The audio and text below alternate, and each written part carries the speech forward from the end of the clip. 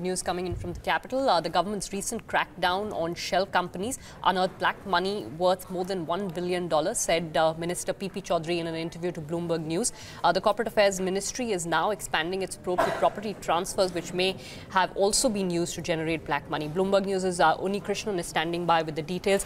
Uni, what did you pick up from your interaction with the minister? I mean, essentially two things. One is about the suspicious cash transactions that have happened post demonetization. The probe has unearthed that there were deposits of about 7,000 crores that have been made into the banking system. All this in cash and then deposited subsequently. So this has come under the scanner, and this is the larger drive of cracking down on shell companies and ensuring that a large part of this entire practice is taken out of the financial system, and possibly improve ease of doing business and also improve foreign investors' confidence. The second part of it, like you said, is basically going after whatever assets are remaining of these shell companies. These are essentially real estate assets that they hold, and to ensure that these are not transferred and subsequently frozen. They have done both in terms of freezing of bank accounts, as well as they're now widening the probe to cover real estate assets of these shell companies. There are about 200,000 of them that are under the scanner. Show cause notices have been sent, and in some cases returns haven't been filed, so there were like genuine cases where activities have taken place. The bigger worry for the government right now is that some of them may have not filed returns for some valid reasons. So essentially that's the other part of the puzzle, that they're giving a chance for these companies to come forward and prove themselves clean. So that's the entire drive that's happening.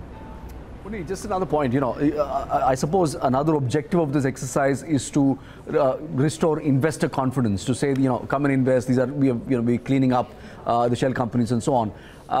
What about directors, independent directors? I remember a bunch of them were disqualified as well.